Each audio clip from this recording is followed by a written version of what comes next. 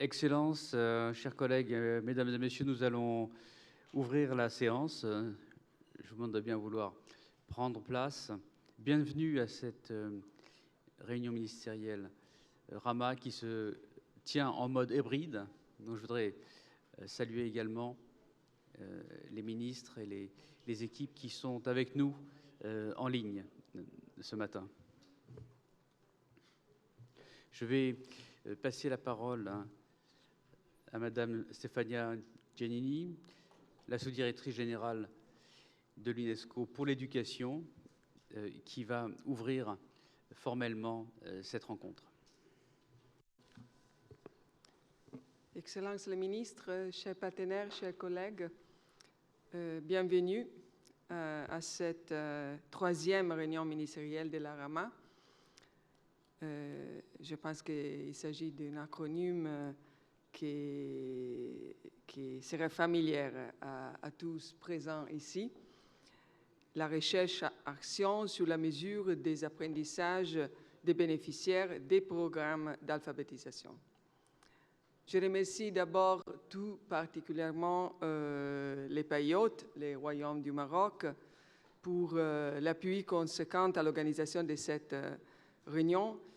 Et je tiens surtout à exprimer ma gratitude au ministre Chakib Ben Moussa et à son équipe, ainsi qu'à M. Abdessamim Mahoud, directeur de l'Agence nationale de lutte contre l'alphabétisation, pour leur engagement et leur mission avec nous sur ces sujets très importants.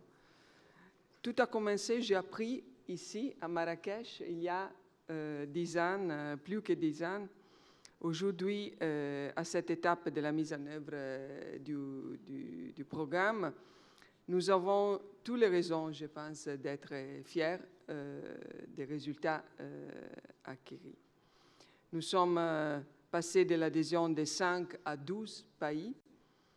Et je pense que la demande des participations est une tendance qui est très positive, qui témoigne de la volonté manifeste des pays de disposer d'un outil d'appui au pilotage du suivi et de l'évaluation de la qualité de l'offre de l'alphabétisation.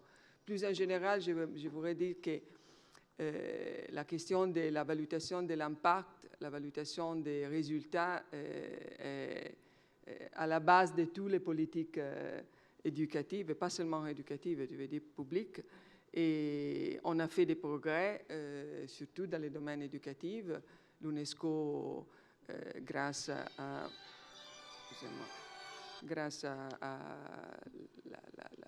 le travail des rapports mondiaux sur l'éducation, de l'équipe liée à ces rapports, de l'Institut pour les statistiques sur les données sur l'éducation, est au centre de ces processus, mais je pense que toute la communauté internationale, surtout dans ces mécanismes de coopération internationale renouvelés récemment, a mis vraiment la question des données et de l'évaluation de l'impact au centre du futur.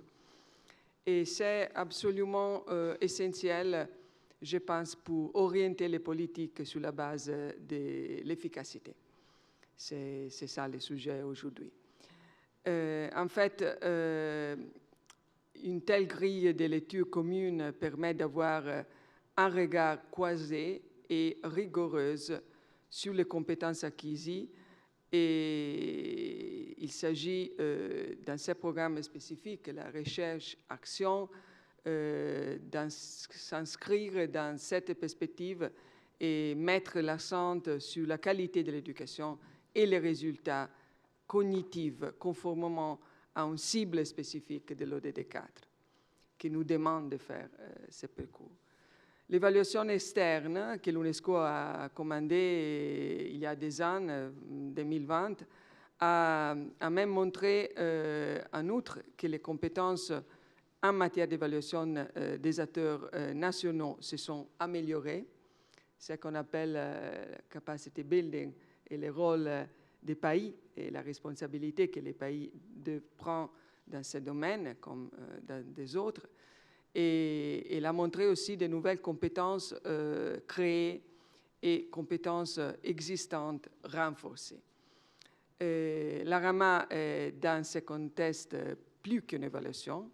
Je pense qu'il s'agit d'introduire une vraie culture d'évaluation. C'est un peu la valeur ajoutée de ces projets. Et il s'agit d'améliorer les résultats des activités, l'efficacité des interventions, de leur impact sur l'apprenant, sur la famille, sur la communauté.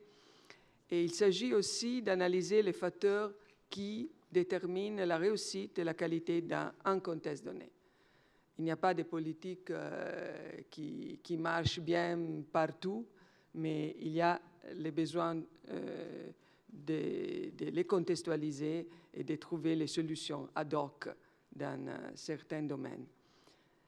Je pense que la réunion aujourd'hui sera vraiment l'occasion d'échanger sur les dispositions que vous prenez pour consolider les acquis et pour les pérenniser. Et je vous soutiens vraiment dans cet exercice et je souhaite plein succès à vos travaux et vraiment vous...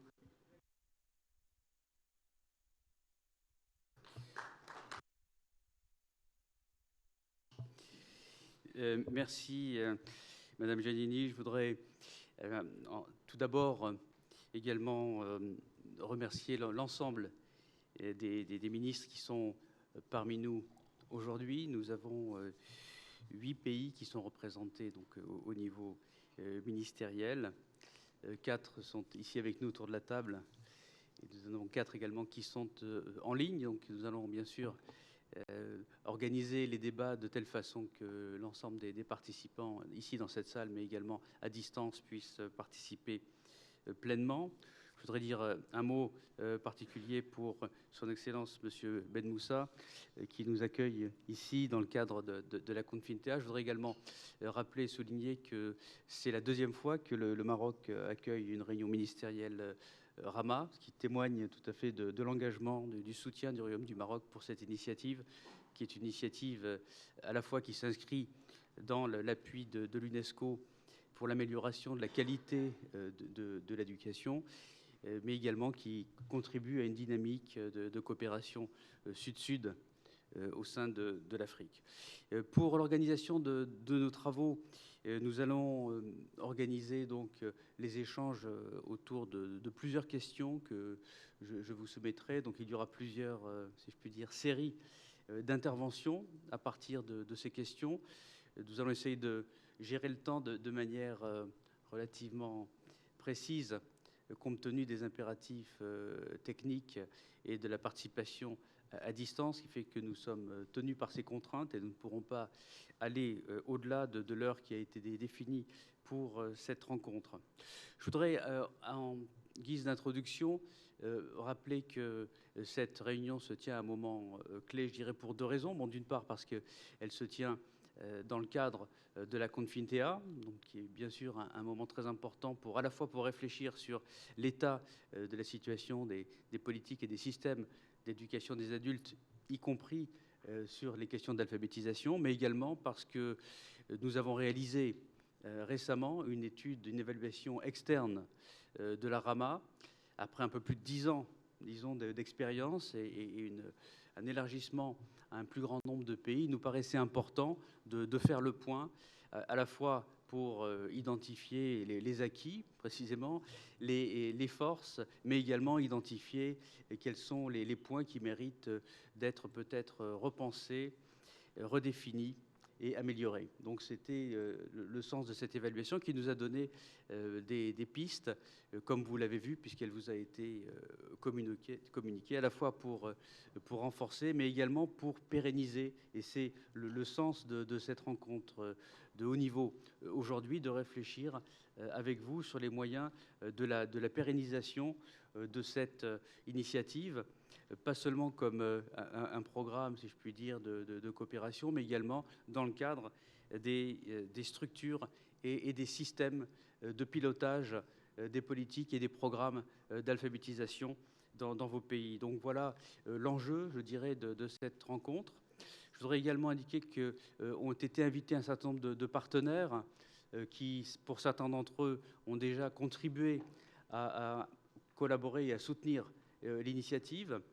D'autres réfléchissent à la possibilité de le faire et nous leur donnerons également la possibilité de s'exprimer dans le cadre de cette réunion.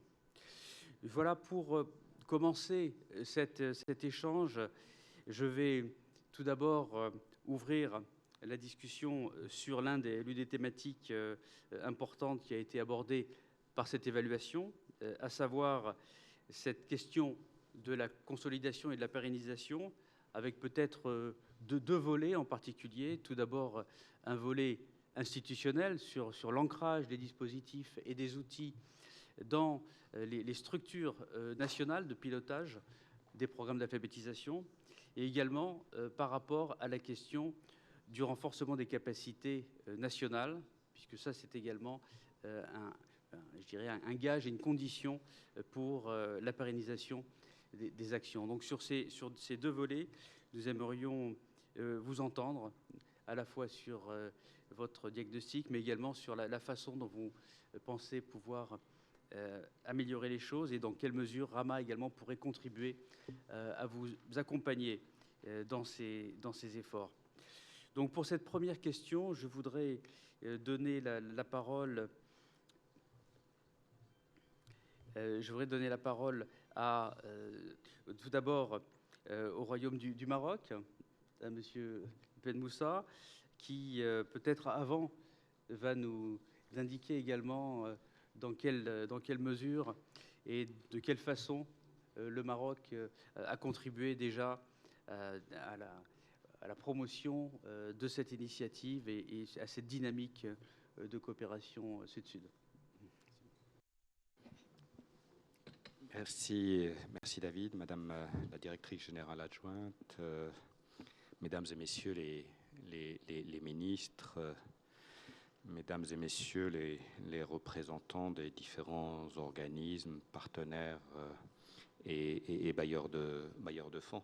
C'est vraiment un plaisir pour moi de participer à cette rencontre ministérielle, et je pense que c'est une grande opportunité pour justement promouvoir les échanges, mais aussi renforcer le plaidoyer pour la pérennisation, pour mobiliser des ressources. Et je crois que c'est parmi les enjeux qui se posent pour ce programme.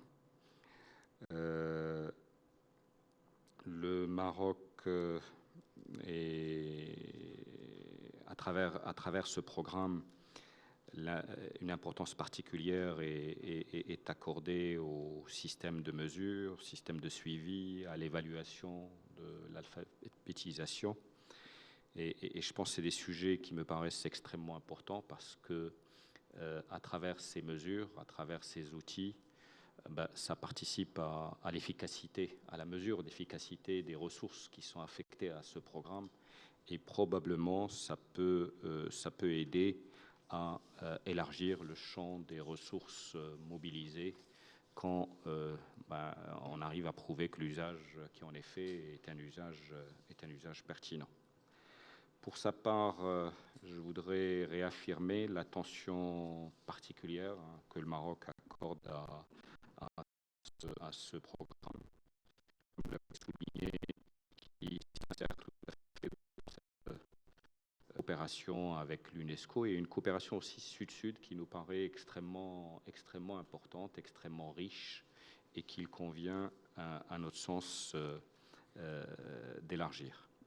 Je voudrais peut-être évoquer quelques actions opérationnelles que le Maroc a entreprises, que ce soit pour consolider les efforts déployés jusqu'à présent, ou que ce soit pour la pérennisation des outils de cette recherche, tant à l'échelle nationale qu'à l'échelle régionale. Et pour commencer, je voudrais souligner que le Maroc a procédé à l'intégration de l'évaluation de l'impact des programmes d'alphabétisation dans la stratégie nationale d'alphabétisation, ce qui permet de lui donner cet ancrage institutionnel et qui permet de faire en sorte que le processus d'évaluation soit un processus qui soit inscrit de manière naturelle dans la feuille de route de 2022-2026 qui est mise en place au niveau du Maroc. Je voudrais aussi souligner tout l'effort qui a été fait pour renforcer les compétences et notamment à travers la mobilisation des universités marocaines. Et nous avons avec nous le président de l'université de Fès et qui se sont beaucoup investis dans ce domaine à travers la chaire UNESCO, mais à travers aussi l'Observatoire et à travers et nous avons aussi tout un depuis 2021, nous avons aussi un master sur l'éducation des adultes qui a été créé au niveau de Rabat. Et je pense que tout cela montre que cette mobilisation des universités peut consolider, peut participer à cet exercice de renforcement des capacités.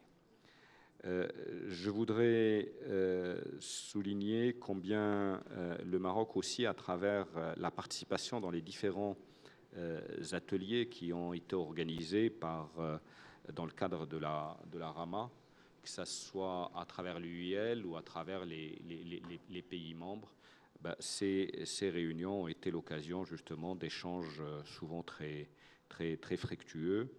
Et actuellement, l'équipe nationale est en train de terminer notamment la traduction et l'adaptation des items d'évaluation. Et elle est prête à lancer l'enquête terrain dès que le signal de démarrage sera donné. Enfin, je voudrais souligner toute l'importance qu'il convient d'accorder à la mobilisation des financements nécessaires à la mise en œuvre de ce programme.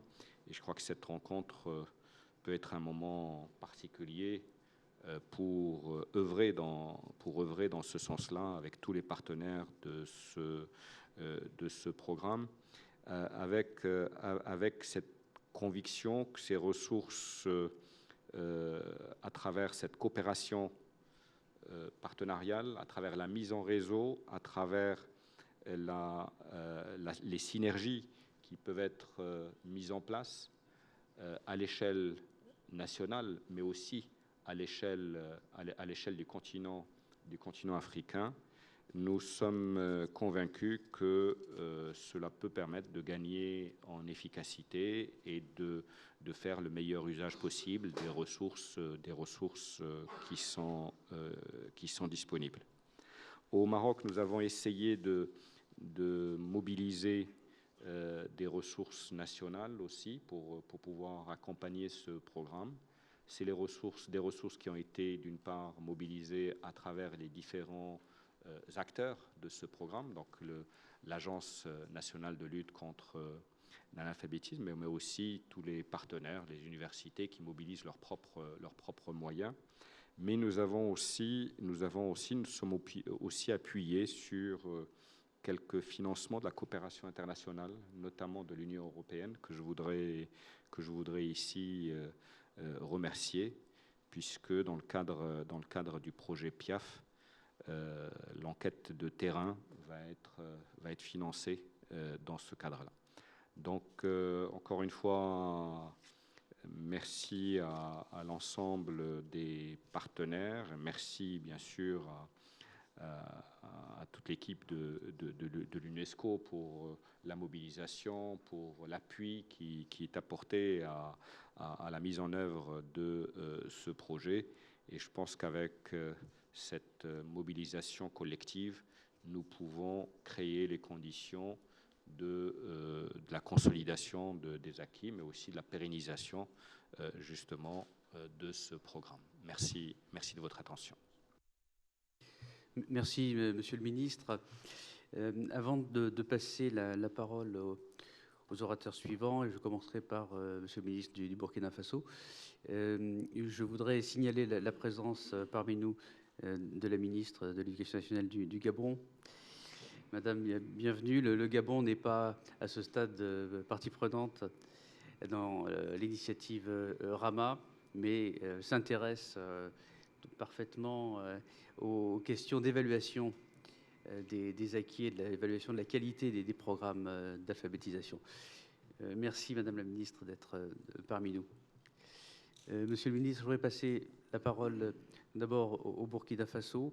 Donc, compte tenu des contraintes de temps, nous avons, disons, calibré environ 3 minutes par intervention, en tous les cas dans un premier temps. On verra ensuite s'il y a davantage de temps avant la fin de la séance. Monsieur le Ministre. Merci beaucoup. Je voudrais d'abord remercier le Maroc pour l'accueil fait à cette session et remercier l'ensemble des participants. Bon, le Burkina Faso a mis en œuvre la phase 1 de la recherche-action sur les apprentissages des bénéficiaires des programmes d'alphabétisation. L'étude s'est déroulée entre donc, 2012 et 2014 dans les 4 provinces et concerne donc 4 langues nationales, le Moré, le Djoula, le Fulfulde, le Goulmachima. Il faut savoir qu'au Burkina Faso, on compte une 60aine de langues. Il était important pour nous d'abord de partir sur une démarche de façon expérimentale sur ces quelques langues-là qui vont constituer à peu près un laboratoire de travail dont les résultats seront maintenant répandus sur le reste des langues. À l'issue de l'étude, donc, un rapport a été élaboré, lequel a fait des recommandations. Ce rapport a fait l'objet donc d'une présentation au cours d'une rencontre qui a regroupé les structures du ministère ainsi que la société civile. La question de la société civile est assez importante parce que pour nous, l'éducation ou la formation, en tout cas, est une démarche participative. Donc, le savoir ne se dicte pas, donc il se partage et s'acquiert. Et il est important pour nous de faire participer dans cette démarche de transmission-là l'ensemble des acteurs. Donc, la société civile a été vraiment porteuse de la réflexion, mais aussi a constitué l'ensemble des acteurs bénéficiaires pour distiller tout le programme en quelque sorte. Les conclusions satisfaisantes de cette phase donc, ont renforcé le pays dans sa conviction donc, de participer à la seconde étape de la Rama. Ainsi, donc, depuis 2017, des activités sont menées dans le cadre donc, de la phase 2. Au regard des difficultés donc, de mobilisation des ressources pour faire face à cette étude, l'équipe a retenu donc 3 langues au lieu de 4, comme à la phase 1. Il s'agit du Fulfulde, du Moré et du Djoula. La question de la mobilisation des ressources est assez capitale. Pour ce qui concerne le Burkina Faso, le Front national donc de l'éducation non formelle a participé énormément. Au départ, 10 millions de francs CFA, puis par la suite, 35 millions de francs CFA. Il faut dire que c'est insuffisant si nous voulons vraiment dérouler l'ensemble du programme et toucher la majorité des personnes bénéficiaires. Mais c'est déjà un acte de foi, un acte d'engagement, de conviction que ce programme donc, a sa place au niveau du système éducatif national. Ensuite, nous sommes en train donc, de réfléchir sur comment capitaliser le maximum donc, de ressources sur cela, d'où la question de réfléchir sur la participation individuelle des citoyens pour prendre cette question au sérieux. Donc, nous mettons en place des modules de pédagogie pour faire comprendre l'utilité et l'importance de réaliser ce programme. Une fois que le citoyen a pris conscience de l'utilité de ce programme, je pense qu'il y a une possibilité de mobiliser des ressources internes à travers des fonds ou des aides, y compris au niveau des opérateurs économiques au niveau local. Ensuite, la troisième phase, c'est de compter justement sur les partenaires techniques et financiers.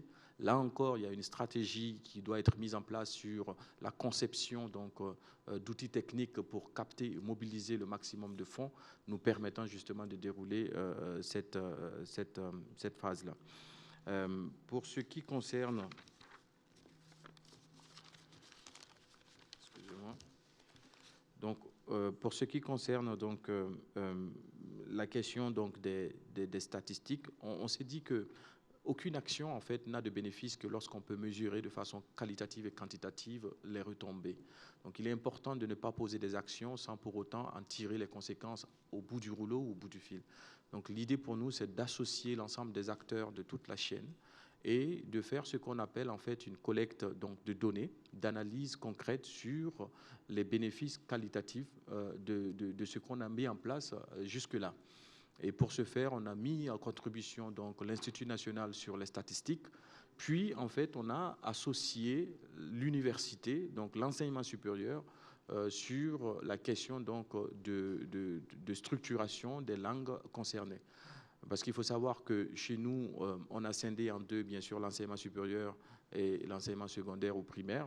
Donc ces deux institutions doivent collaborer ensemble pour faire une espèce de fluidité donc, de la contribution sur toute la base de la chaîne. Donc notre capacité d'analyser les actions qui ont été posées nous permet donc de tirer deux conclusions. La première, c'est que pour faire ce travail, pour dérouler ce programme, il nous faut beaucoup plus de ressources.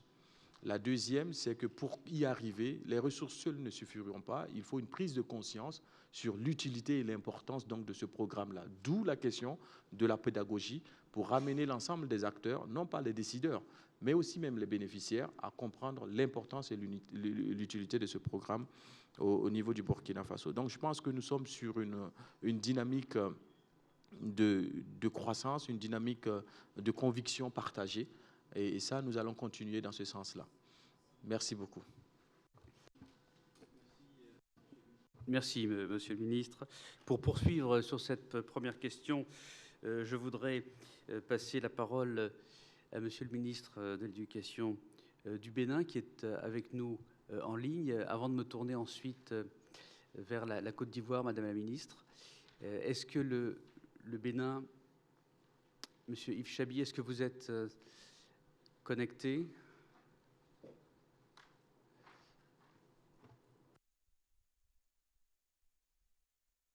Oui, on me dit que la connexion est en cours.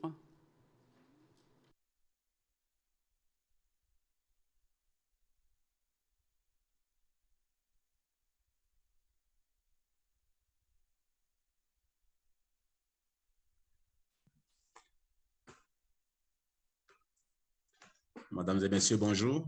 J'espère que vous m'entendez à présent. Bonjour, parfaitement. Vous avez la parole. Bienvenue. Merci bien. Merci de me recevoir. Monsieur le directeur de l'UIL, mesdames et messieurs les ministres et représentants du ministre, madame la coordonnatrice internationale de la RAMA, mesdames et messieurs les partenaires techniques et financiers, mesdames et messieurs les participants, tout protocole observé.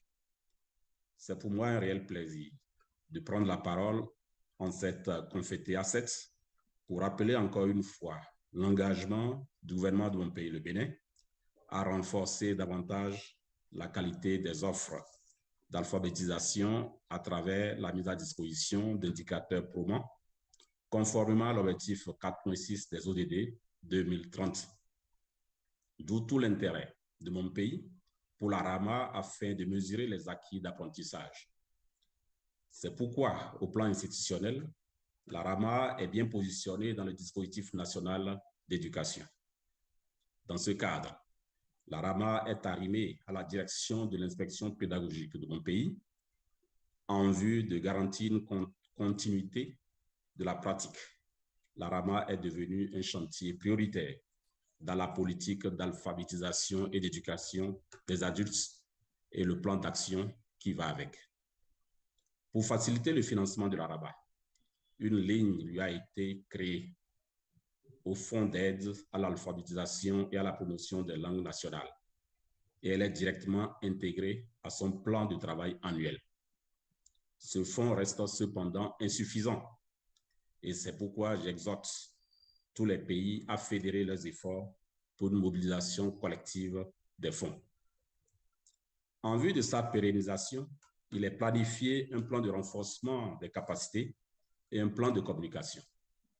Dans ce cadre, des conventions de partenariat ont été signées avec l'Université d'Abomey-Calavi, l'Institut en charge de la statistique et de l'analyse économique du Bénin, le Réseau national des opérateurs privés d'alphabétisation et l'ONG Potalmen, qui développe l'alphabétisation fonctionnelle au profit des populations pastorales. Enfin, La RAMA fait partie intégrante de la stratégie qui découle du plan post-2015 pour l'éducation. Nous travaillons pour que les PTF qui financent des sectoriels comme l'artisanat, la santé et l'agriculture acceptent de greffer des programmes d'alphabétisation à leurs actions avec la RAMA comme intervention de mesures de la valeur ajoutée. Je vous remercie.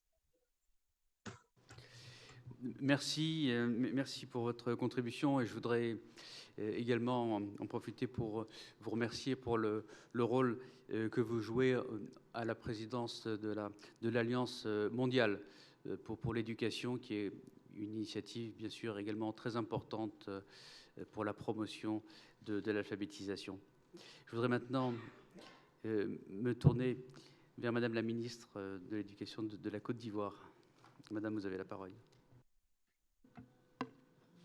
Merci. Je voudrais saluer tous les participants et la présence des représentants des pays membres et de l'Institut UNESCO pour l'apprentissage tout au long de la vie. Merci à Monsieur le directeur de l'UIL pour son engagement pour la cause de la RAMA. La Côte d'Ivoire a la chance de faire partie des pays de la RAMA. Nous avons intégré la recherche-action sur la mesure des apprentissages bénéficiaires des programmes le 21 octobre 2015, à la suite de la signature du protocole d'accord au niveau institutionnel. Et dès lors, notre équipe Côte d'Ivoire, dirigée par le professeur Jérémy Kouadio qui m'accompagne, participe à toutes les activités qui sont initiées par l'UIL. Le ministère de l'Éducation nationale et de l'alphabétisation a pris des dispositions utiles pour assurer la consolidation des acquis de la RAMA et le développement des capacités au niveau local et national. Et cela s'est manifesté par plusieurs faits. D'abord, la nomination d'un coordonnateur national et la mise en place d'une équipe nationale composée de profils multidisciplinaires dans la mise en œuvre de la RAMA. Et depuis la première rencontre des coordonnateurs tenue les 23 et 24 février 2016 à Hambourg, en Allemagne, à ce jour, l'équipe nationale de la RAMA a organisé, avec l'appui du Bureau UNESCO d'Abidjan et de la Commission nationale ivoirienne de l'UNESCO, des sessions d'appropriation des acquis de la RAMA par les acteurs d'alphabétisation. Et cela a permis aux membres de l'équipe nationale de renforcer leurs compétences et aux promoteurs d'alphabétisation de prendre les dispositions en vue de l'implémentation de la RAMA dans leur centre. Dans ce contexte, plusieurs collectes de données ont été effectuées lors des étapes précédentes. La Côte d'Ivoire s'est engagée dans les états généraux de l'éducation nationale et de l'alphabétisation en vue d'améliorer différents pans de son système éducatif. Et à cette occasion, une commission thématique a été consacrée à l'alphabétisation et à l'apprentissage tout au long de la vie. Et cette consultation inclusive nationale a recommandé plusieurs actions que je voudrais citer. La mise en place d'un office interministériel de l'alphabétisation qui aura pour mission de mettre en œuvre la vision du ministère, conception de programmes, formation de formateurs, conception de matériel didactique, suivi, évaluation des programmes, etc. D'organiser une campagne nationale d'alphabétisation en vue de sensibiliser sur la thématique et booster les pratiques. Prendre en compte les langues nationales dans l'alphabétisation dans une démarche vraiment inclusive, impliquer les collectivités locales dans les activités d'alphabétisation en vue de maximiser les actions, répartir les charges d'alphabétisation sur différents ministères afin qu'ils puissent financer l'alphabétisation. Ici, c'est la question du financement. Le ministère de la Défense, de la Sécurité, de la Femme, de la Jeunesse, de l'Agriculture, enfin tous les secteurs. Dresser la cartographie des groupements professionnels des femmes afin d'élaborer des programmes spécifiques à leur endroit, et pour la Côte d'Ivoire, des programmes spécifiques également à l'endroit des chauffeurs de plusieurs catégories socio-professionnelles, les chauffeurs, les coiffeuses, les agriculteurs, selon la culture, élaborer une stratégie nationale de communication pour la vulgarisation de l'alphabétisation. Par ailleurs, les recommandations et dispositions que je retiens pour pérenniser les acquis de la RAMA en Côte d'Ivoire au plan institutionnel et au plan intersectoriel consistent notamment à introduire la RAMA dans la politique et la stratégie nationale d'alphabétisation et de l'éducation formelle. Ça a été l'une des recommandations fortes des États généraux de l'éducation nationale, à savoir renforcer le système de suivi et évaluation des programmes d'alphabétisation. Et de ce fait, une direction qui est en charge de cet aspect, c'est-à-dire le suivi et l'évaluation des acquis, sera mise en place et la RAMA constituera le substrat de son action. Également, utiliser les acquis de la RAMA, référentiel de compétences harmonisées RCH et cadre d'évaluation pour orienter efficacement les apprentissages des bénéficiaires de programmes d'alphabétisation dans le cadre de la stratégie nationale d'alphabétisation. Nous envisageons également organiser des sessions de renforcement afin de former une masse critique d'experts nationaux afin qu'ils s'approprient toutes les différentes phases et qu'ils arrivent à pérenniser la RAMA dans le dispositif national. Les principales dispositions que je retiens pour promouvoir la recherche gravitent donc autour du renforcement de la recherche sur l'alphabétisation dans le programme de certaines facultés ou institutions nationales d'enseignement supérieur, d'où la collaboration de différents ministères. Il sera question d'œuvrer à augmenter le nombre de mémoires et de thèses sur les thématiques liées à la RAMA, la création de groupes de recherche avec des focus sur l'alphabétisation, sur l'évaluation des programmes d'alphabétisation, le développement d'un partenariat entre différentes universités nationales et celle de Hambourg dans le cadre de la recherche-action sur la RAMA. Bref, il s'agit de donner de la visibilité au plan national à la RAMA et donc d'inciter tous les ministères qui interviennent dans le domaine de l'alphabétisation à s'approprier la RAMA et utiliser les acquis de ce projet dans la mise en œuvre de leur programme d'alphabétisation, de permettre à la plateforme nationale des promoteurs et opérateurs d'alphabétisation de s'approprier les acquis de la RAMA afin de les mettre en pratique dans leurs centres, en milieu rural, urbain et périurbain, et de mettre en place un mécanisme de suivi et de centralisation des données d'alphabétisation qui s'inscrit dans la dynamique de la RAMA. Je voudrais m'arrêter à ce niveau et attendre d'autres questions. Merci. Merci, Madame la Ministre. Je pense que les interventions que nous venons d'entendre du Maroc, du Burkina, du Bénin et de la Côte d'Ivoire montrent effectivement à la fois les acquis du programme RAMA au niveau national, mais aussi de manière très précise les axes qui sont mis en place actuellement pour pérenniser, disons, les acquis techniques, institutionnels, mais également pour promouvoir et améliorer les connaissances sur les questions d'alphabétisation à travers le développement, la valorisation et la diffusion des résultats de la recherche, notamment en partenariat avec les universités. Donc ça, c'est un élément important qui tient compte de la complexité aussi de la conduite de ces programmes du fait de la diversité linguistique dans les pays partenaires de la RAMA. Donc pour continuer et poursuivre cette réflexion, je voudrais maintenant me tourner vers les ministres du Cameroun, de la République centrafricaine et du Togo qui sont également avec nous. Je vais d'abord me tourner vers le Cameroun. Je pense que nous avons maintenant la connexion.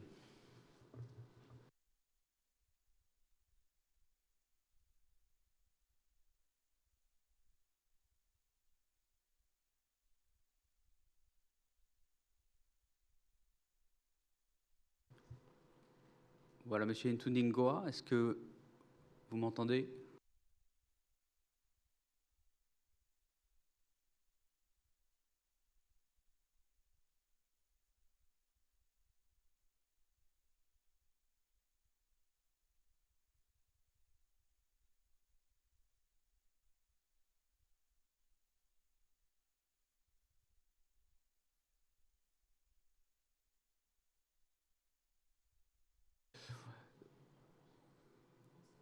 On va peut-être modifier l'ordre et je vais inviter le ministre de la République centrafricaine à intervenir.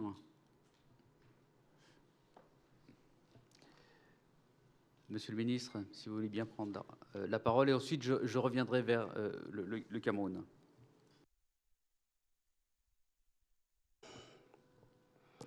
Merci pour m'avoir donné la parole. Je m'excuse auprès de de l'auditoire d'être venu en retard, dû au fait que je n'avais pas le programme précis. Je n'avais pas le programme précis, en fait. Je veux présenter le problème de mon pays. J'avoue que c'est la première fois que je participe à une séance d'envergure organisée par l'UNESCO.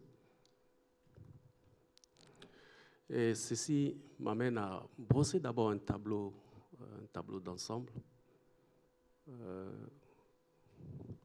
et relater ce qui a été fait, ce qui n'est pas encore fait, et surtout les obstacles que mon pays a connus concernant la réalisation de certaines activités. Pour ce qui concerne exclusivement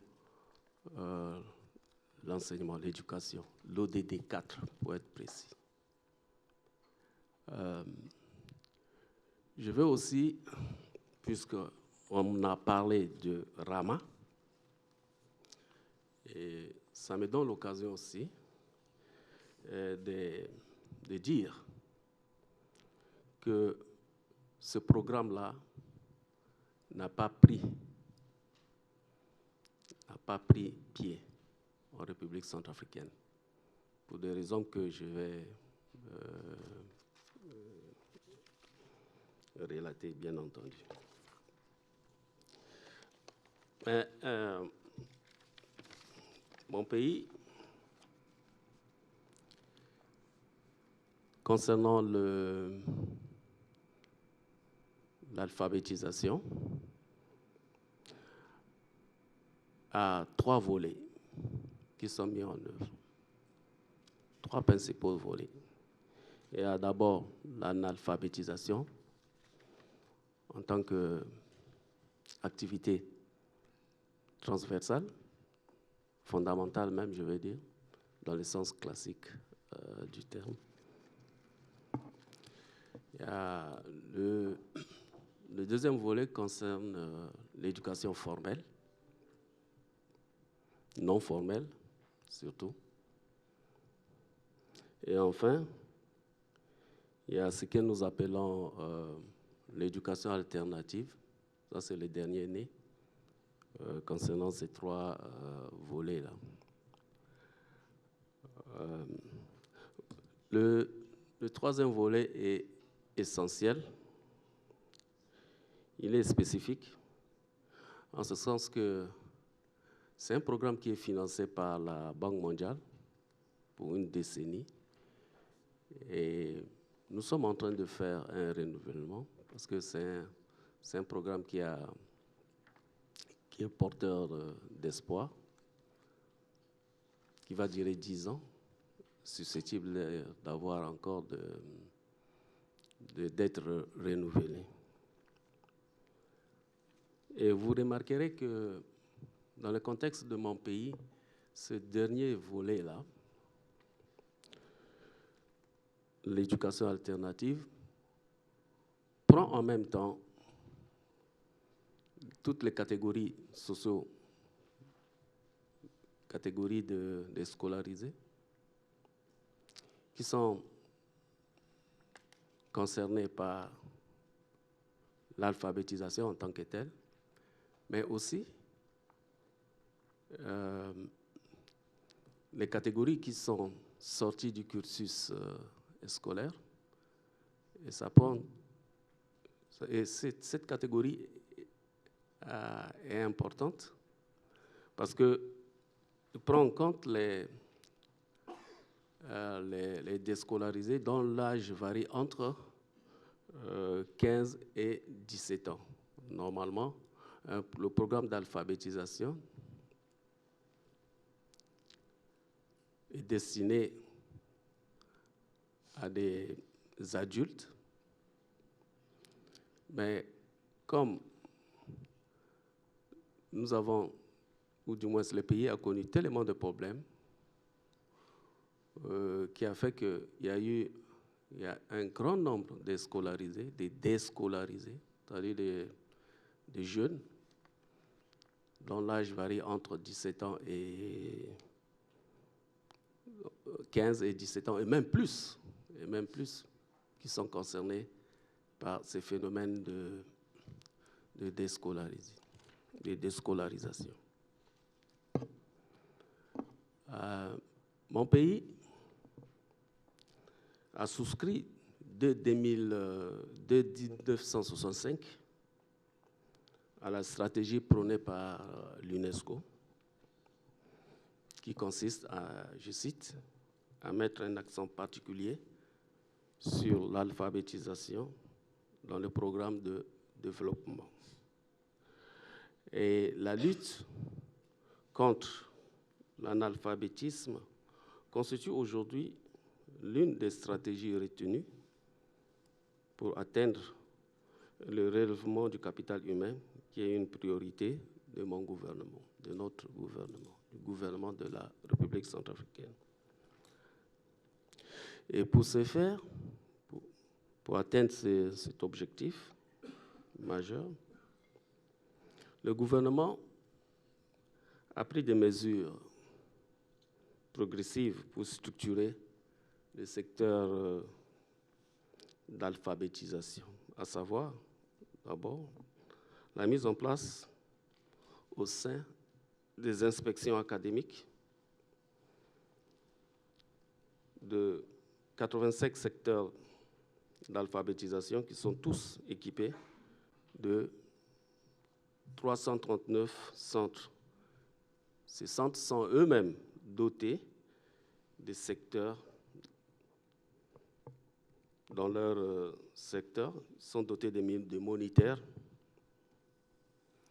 Et cette activité s'étend dans toute l'étendue du territoire. C'est à l'échelle nationale, tous ces secteurs. Il y a aussi dans le volet concernant l'autorisation et l'incitation de toutes les parties prenantes. Et pour cela, l'Assemblée nationale a voté une loi portant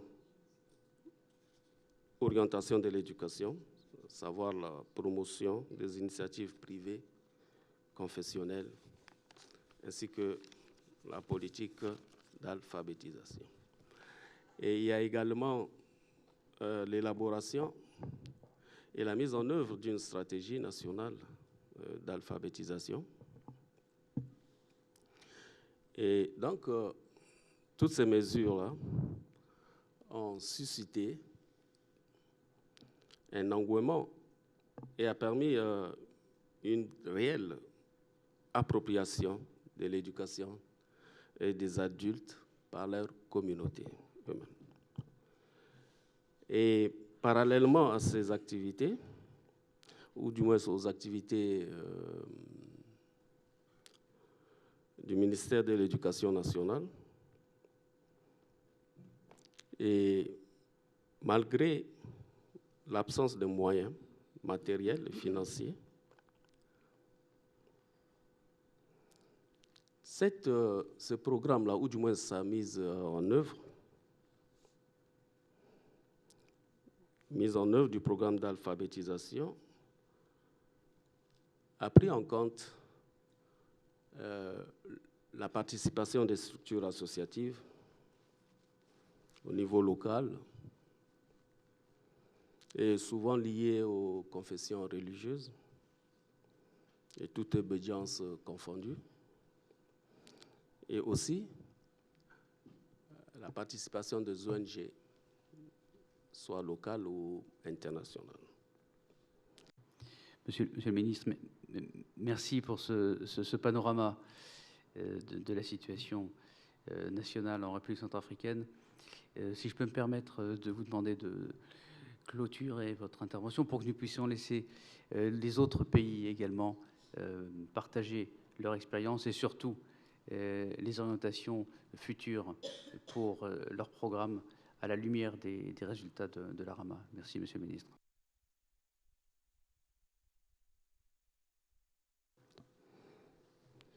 Je vais insister sur quelques points.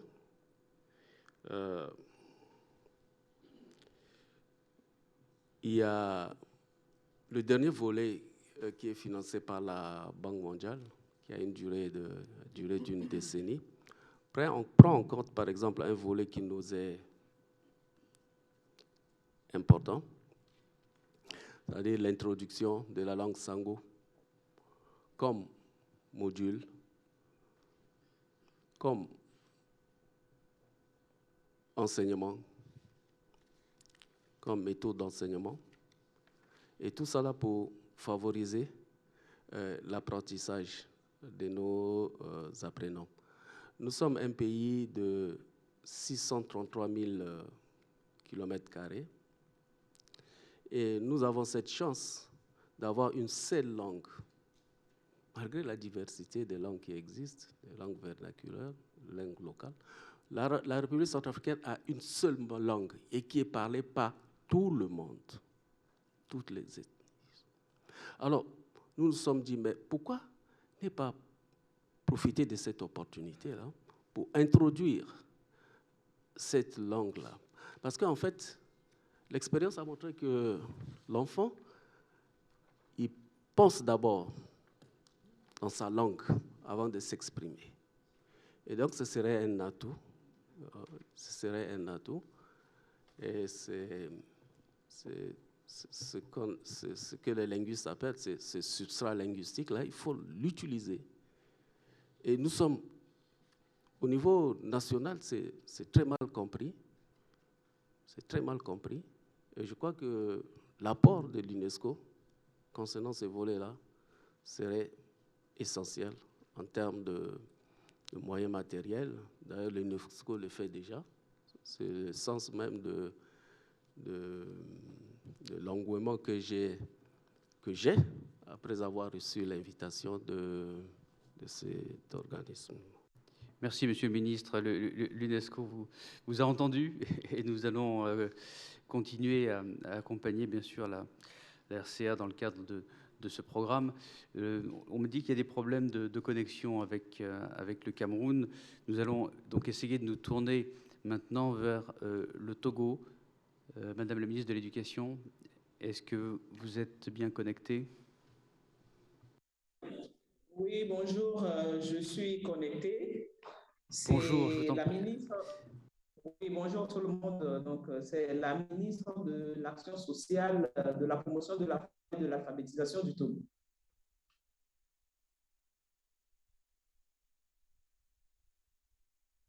Je peux continuer, j'ai la parole? Oui, allez-y. Merci beaucoup. Monsieur le directeur UIL, Mesdames, Messieurs les ministres, chers collègues, distingués invités, Mesdames et Messieurs, qu'il me soit d'abord permis de transmettre aux instances dirigeantes de l'UNESCO et à l'ensemble de nos partenaires la gratitude et la reconnaissance du gouvernement togolais pour les différentes actions en faveur de l'éducation à travers le monde en général et particulièrement en faveur de la formation des adultes. Tout en nous réjouissant des fructueux partenariats qui existent depuis plusieurs années entre l'UNESCO et notre pays, le Togo, je voudrais remercier Monsieur le directeur de l'Institut de l'UNESCO pour l'apprentissage tout au long de la vie, pour les efforts que son institution mène au quotidien en vue de l'amélioration de la qualité de l'éducation et surtout pour la conduite du projet de la RAMA, grâce à laquelle nos pays peuvent désormais disposer de données fiables en matière d'alphabétisation. Je voudrais également remercier les autorités marocaines pour avoir abrité cet important événement et pour les facilités offertes pour son organisation et sa tenue effective. Il faut noter qu'au Togo, le programme de l'alphabétisation a deux volets principaux. Nous avons l'éducation non formelle qui concerne les enfants non scolarisés ou les enfants déscolarisés précoces, donc des enfants dont l'âge est compris entre 9 et 14 ans, et le volet alphabétisation qui concerne les personnes de 15 ans et plus. Et en matière de consolidation des acquis de la RAMA, donc à la suite de l'adhésion du Togo en septembre 2015, des mesures ont été prises et mises sur pied, et nous avons mis sur pied une équipe nationale le 29 janvier 2016 pour la dynamisation, la redynamisation de l'alphabétisation.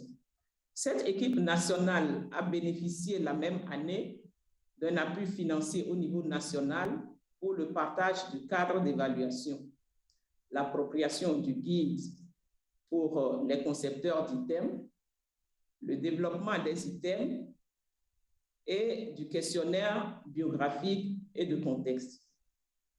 À moyen et long terme, cette équipe sera capable de contribuer valablement au renforcement de la culture de l'évaluation dans les programmes d'alphabétisation. En matière de pérennisation des acquis et la promotion de la recherche et visibilité de la RAMA au niveau national.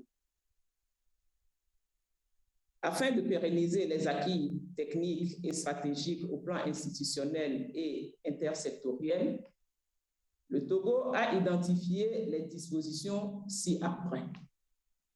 L'intégration des outils de la RAMA au dispositif de suivi et évaluation des centres d'alphabétisation que nous avons sur toute l'étendue du territoire, la prise en compte des référentiels harmonisés de compétences et d'évaluation dans les curricula et programmes d'alphabétisation, l'organisation des sections de renforcement des capacités sur les outils de la RAMA dans chaque région du pays. Il faut noter que nous en avons 6, en collaboration avec les universités, afin de partager les acquis avec les acteurs institutionnels, les collectivités locales et les organisations de la société civile intervenant en alphabétisation et d'assurer la visibilité de la RAMA.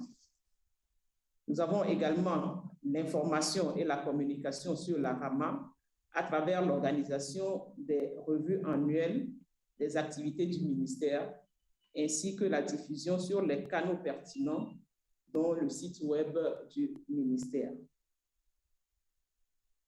En matière de mobilisation des ressources financières, nous pouvons dire que dans la plupart de nos pays, l'un des défis auxquels les programmes d'alphabétisation sont confrontés est l'insuffisance des moyens financiers pour mener à bien les ambitions envisagées dans les politiques nationales en réponse aux besoins légitimes de nos populations.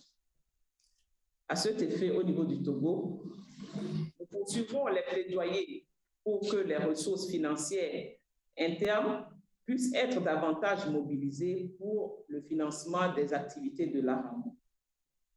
Dans cette perspective, les réformes actuelles en cours en matière de gestion des finances publiques, notamment le basculement en mode budget-programme, constituent un des atouts pour une expression mieux justifiée et équilibrée des allocations budgétaires à travers l'élaboration des documents et programmation pluriannuelle des dépenses, ainsi que dans les plans de travail et budget annuel. Une communication en Conseil des ministres permettra, in fine, de faire un plaidoyer de haut niveau pour une subvention conséquente et régulière de la RAMA. Pour faire face à ce défi sur le plan externe, une action collégiale et concertée entre l'ensemble des pays bénéficiaires avec le soutien de l'UIL nous semble engageable afin d'organiser une table ronde des partenaires. Eu égard à l'importance du financement à mobiliser pour la réalisation des activités de la RAMA, il est nécessaire de faire recours au financement externe. À cet effet, un plan de communication et de mobilisation des ressources sera développé en application du document de stratégie de mobilisation de ressources et de partenariat en cours de finalisation pour l'ensemble du ministère. Nous espérons à court terme que ce document stratégique nous permettra d'améliorer nos approches, aussi bien à l'endroit des partenaires techniques et financiers qui soutiennent déjà le sous-secteur de l'alphabétisation, qu'à l'endroit de nouveaux partenaires à rechercher. Ce défi ne peut être relevé sans le soutien et l'accompagnement de l'UIL, initiatrice de l'ARAMA. Dans cette dynamique, je voudrais une fois encore rassurer de l'engagement et de la détermination du gouvernement togolais à continuer d'entretenir un partenariat fructueux avec l'UNESCO dans toutes les initiatives visant à garantir une éducation et une formation de qualité pour tous, qui prend effectivement en compte la réduction des inégalités afin de garantir un développement inclusif dans un monde plus harmonieux. Je vous remercie. Merci, Madame Adjové Lolonyo, pour cette contribution sur l'expérience du Togo et l'intégration du dispositif dans les procédures et les cadres nationaux. Je voudrais maintenant me tourner vers les autres pays, les parties prenantes de l'initiative RAMA, qui représentent leur ministre. Nous n'avons pas pu rétablir la liaison avec le Cameroun, donc je vais me tourner vers Monsieur le Secrétaire Général qui est parmi nous. Je vais vous donner la parole pour peut-être nous dire quelques mots sur l'expérience du Cameroun. Voilà, en vous demandant, s'il vous plaît, chers collègues, de vous limiter maintenant à vous limiter à 2 minutes, car malheureusement, le temps nous fait défaut et il nous faut boucler cette séance dans le temps qui nous est imparti. Merci beaucoup, monsieur le modérateur. Mesdames et messieurs, c'est dommage, on aurait pu être mieux édifié à travers l'intervention de monsieur le ministre, mais avec votre permission, je vais dire juste 2 petits mots. Premièrement, le Cameroun, après la signature du protocole d'accord avec lui en 2016, a désigné une coordonnatrice nationale qui m'accompagne. Et par la suite, le Cameroun a mis en place l'équipe nationale composée des experts de l'alphabétisation, de l'éducation non formelle, des spécialistes en mesure d'évaluation, des statisticiens, des démographes, des représentants de la Commission nationale et des universitaires. Par la suite, en matière de prise en charge, le Cameroun a essayé d'intégrer les dépenses des activités de la RAMA dans le cadre de la direction chargée de l'alphabétisation, de l'éducation de base non formelle et de la promotion des langues nationales au niveau du ministère de l'éducation de base. Je vous remercie. Merci, Monsieur le Secrétaire Général. Je voudrais maintenant me tourner vers le Mali. Merci bien, Monsieur le modérateur, Monsieur le Président, Madame la Directrice Générale de l'UNESCO, Mesdames et Messieurs les ministres et chefs de délégation, Mesdames et Messieurs les partenaires au développement, Mesdames et Messieurs, bonjour à tous. Je voudrais tout d'abord transmettre les remerciements sincères de Madame le ministre qui a eu un empêchement de dernière minute à cause de son agenda hyper chargé. Et les remerciements de l'ensemble du peuple malien aux autorités marocaines, au directeur général de l'UNESCO, pour l'invitation faite au Mali de participer à cette importante réunion organisée dans le cadre de la seconde phase de la recherche-action sur la mesure des apprentissages en alphabétisation RAMA. Le Mali, aujourd'hui, est en pleine refondation de son système éducatif formel et non formel. La mise en œuvre des RAMA dans le sous-secteur de l'alphabétisation et de l'éducation non formelle a permis aux acteurs une meilleure appropriation de l'outil avec des résultats significatifs. Et les activités se sont déroulées sur le plan national et sur le plan régional. Alors, à l'échelle nationale, ce qu'on peut retenir, c'est que les activités durant la phase 1 de Rama a permis d'avoir des outils qui fonctionnent aujourd'hui dans 5 académies d'enseignement du Mali. Des formations ont été organisées à l'intention des conseillers pédagogiques des centres d'animation pédagogique qui ont utilisé la fiche de dénombrement pour constituer une base de données sur les néo-alphabètes. Alors, les néo-alphabètes, ça, c'est des apprenants qui savent lire, écrire et calculer dans leur langue. Donc, des néo-alphabètes déclarés dans les centres d'alphabétisation. À partir des bases constituées, les échantillonnages, les guides d'enquêteurs, les guides de notation, l'enquête a été réalisée. Ça, c'est au cours de la première phase. Alors, durant la deuxième phase, les outils élaborés ont été traduits, stabilisés avant la mise en œuvre de l'enquête pilote. Et pour cela, un atelier sera organisé dans une académie. Pour le moment, ce n'est pas encore déterminé, dans une académie d'enseignement, et pour que les conseillers pédagogiques puissent maîtriser ces outils-là. Pour ce qui est de la consolidation, après l'enquête pilote, des ateliers de partage seront organisés pour permettre à chaque académie d'enseignement d'être autonome à l'usage de ces outils-là.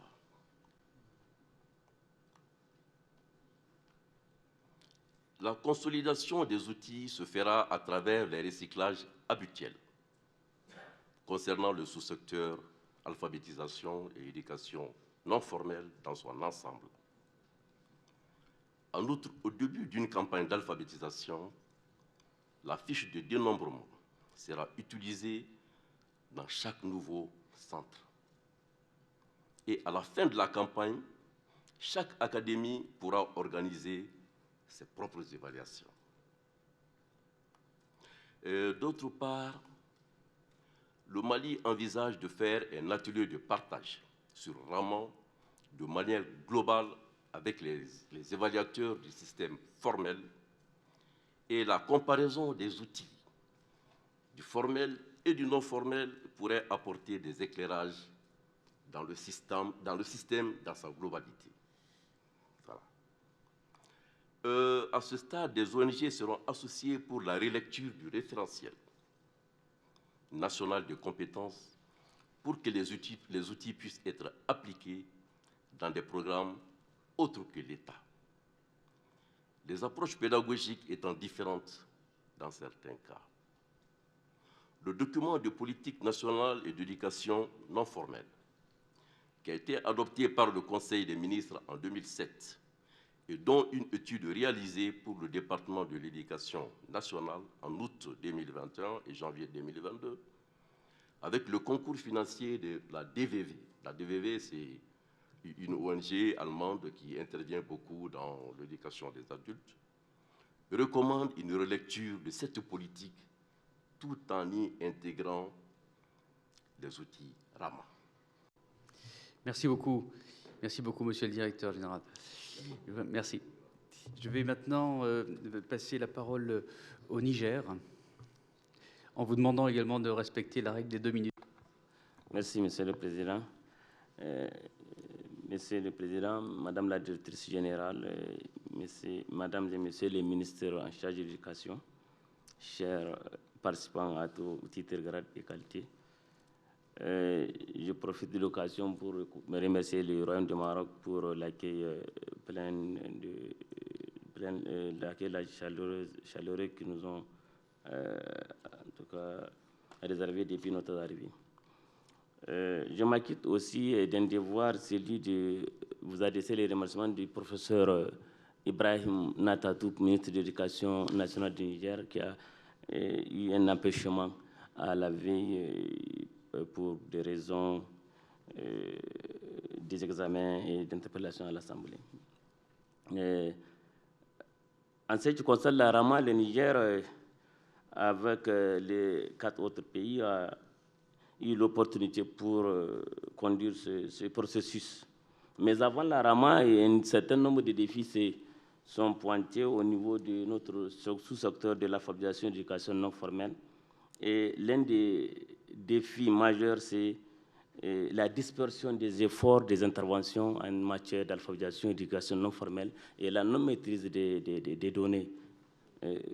Donc, ce qui nous a amené à constater la non-fiabilité des données statistiques en alphabétisation et éducation non formelle.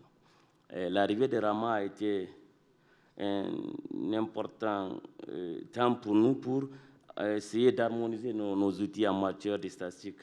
Et en 2013, l'étude qui a été menée dans la région de Dosso, au niveau de 2 départements, en langue Hausa et Zarma, nous a permis de voir ce qui est important dans le processus de la Rama et d'améliorer en tout cas nos outils en alphabétisation. Ce qui a conduit à la constitution de l'équipe de 23 concepteurs constitués des andragogues, des pédagogues, des psychologues, des sociologues, sous la coordination du professeur du docteur Roufaï, qui fut le directeur de l'Institut de formation en alphabétisation et éducation non formelle, en collaboration avec l'École normale supérieure. Donc, c'est cette équipe qui a la charge de conduire les activités de la Rama. Donc, vu cet engagement, le gouvernement, à travers le ministère de l'Éducation nationale, a saisi en tout cas cet outil d'évaluation de nos apprentissages en alphabétisation et éducation non formelle. Et ça, c'est ce qui nous a permis de prendre à la Rama, d'offrir une place importante à la Rama dans le cadre de la politique nationale d'alphabétisation et éducation non formelle et en lien avec le plan triennal d'accélération de l'alphabétisation 2015-2025 qui a été revu et reconduit pour la période 2020-2022. Donc c'est pour un peu brosser le contexte. Mais actuellement, le Niger se prépare pour entreprendre une enquête pilote. Des TDR ont été en tout cas élaborés à coût de plus de 47 millions. On est en tout cas confiant d'avoir le financement pour entreprendre cette équipe sur la conduite du coordinateur national qui est le directeur général de l'Institut de formation en alphabétisation. Et par rapport à la consolidation, notons au passage la nomination de ce coordinateur national par arrêté du ministre et l'organisation des rencontres et des ateliers de partage de ces outils avec les services étatiques. Vous savez, le Rama au Niger a eu la chance d'être logé au niveau de l'Institut qui forme les cadres de l'alphabétisation et de l'éducation non formelle, mais de concert avec la Direction générale de l'alphabétisation et de l'éducation non formelle. Et donc, nous, en tant que Direction générale, nous sommes les consommateurs des outils de la Rama. Donc, ce sont nos apprenants qu'on évalue et donc nous allons essayer de contribuer. Parce que l'équipe de la Rama est constituée au moins à 90% des cadres de l'alphabétisation et de l'éducation non formelle au Niger. Et ce sont ces cadres qui animent aussi au niveau de l'Institut. Ce sont à 90% les formateurs de l'Institut. Donc vraiment, au Niger, tout est clair pour conduire les activités de Rama en lien avec nos politiques sectorielles de suivi des indicateurs d'alphabétisation et d'éducation non formelle dans nos différents documents programmatiques des indicateurs. Merci, monsieur le directeur général. Merci pour cette conclusion sur l'approche, je dirais, planifiée dans laquelle s'inscrit la Rama maintenant au niveau de l'ensemble du secteur de l'éducation. Je voudrais maintenant passer la parole à votre voisin, le représentant de la République démocratique du Congo.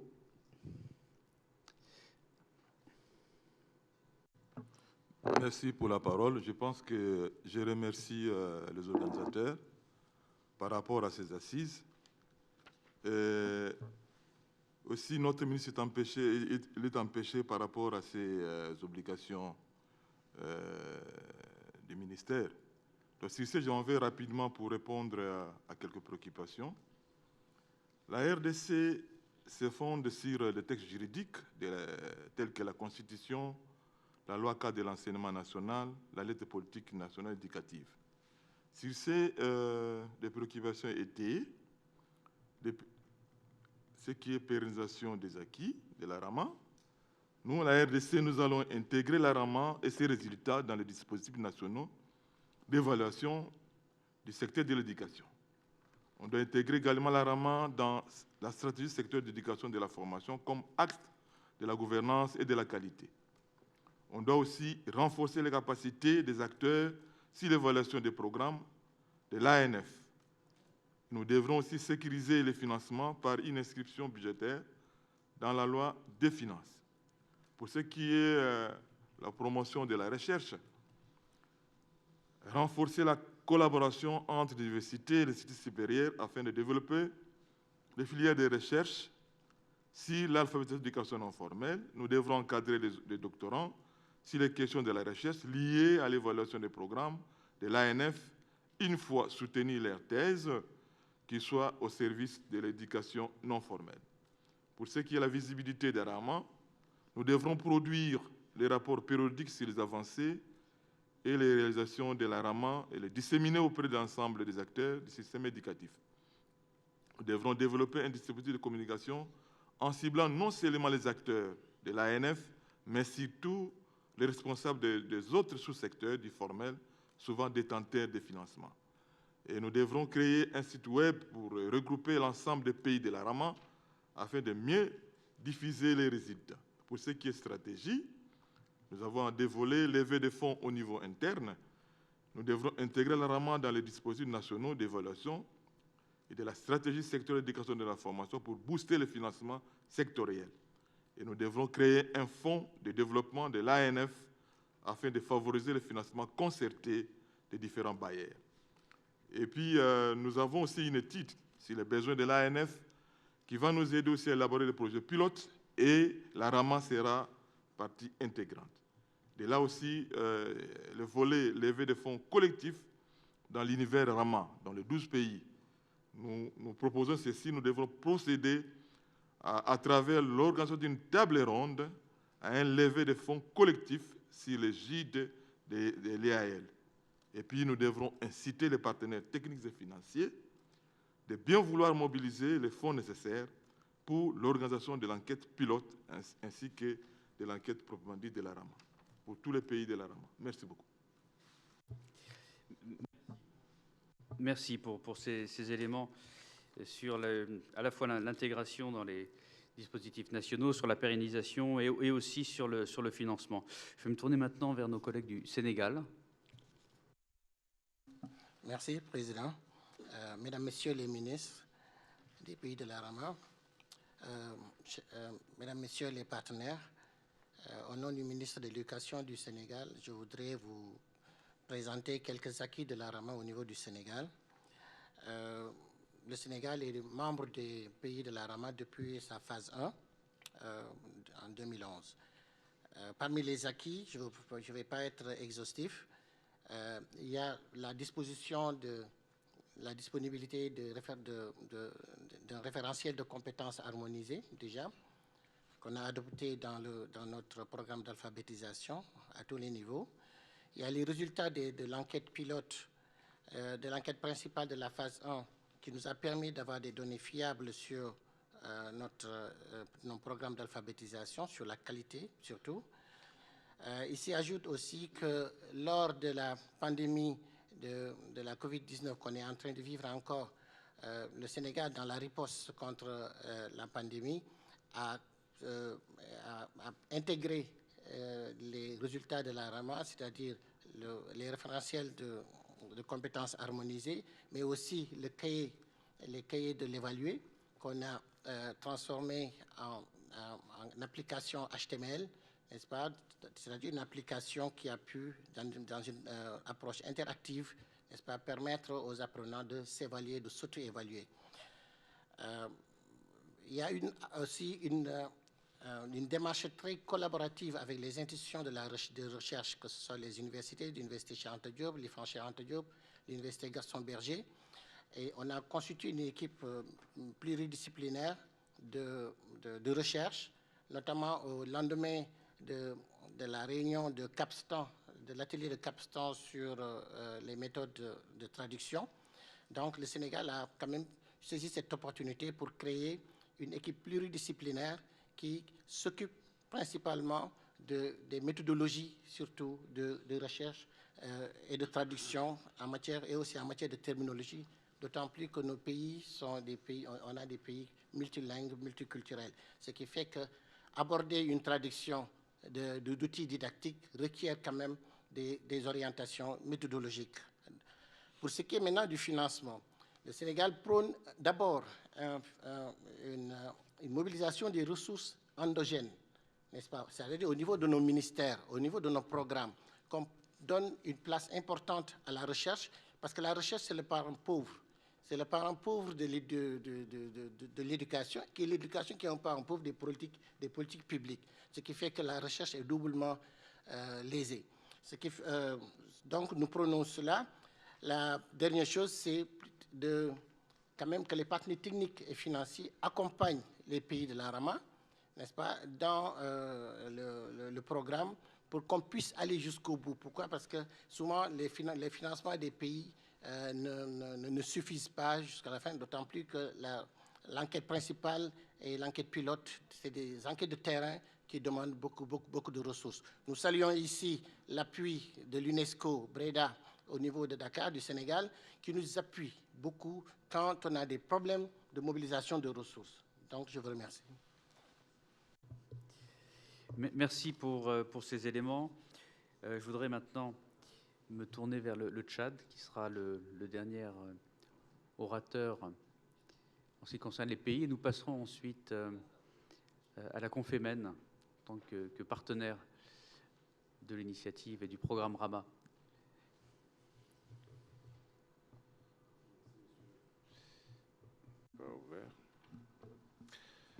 Merci, Monsieur le modérateur, Excellences, Mesdames et Messieurs les ministres, Mesdames et Messieurs. Le ministre de l'Éducation nationale et de la promotion civique du Tchad avait bien voulu être présent à Marrakech, mais ayant été empêché par un impondérable de dernière minute, m'a désigné de le représenter à ce rendez-vous important sur cette importante question aussi, qui est celle de réfléchir sur l'éducation des adultes. Aussi m'a-t-il chargé de vous présenter toutes ces excuses. La question à laquelle le Tchad est tenu de répondre est celle de savoir quelles sont les recommandations et dispositions que nous retenons pour pérenniser les acquis techniques et stratégiques au plan institutionnel et intersectoriel et promouvoir la recherche, la visibilité et la RAMA au niveau national. Je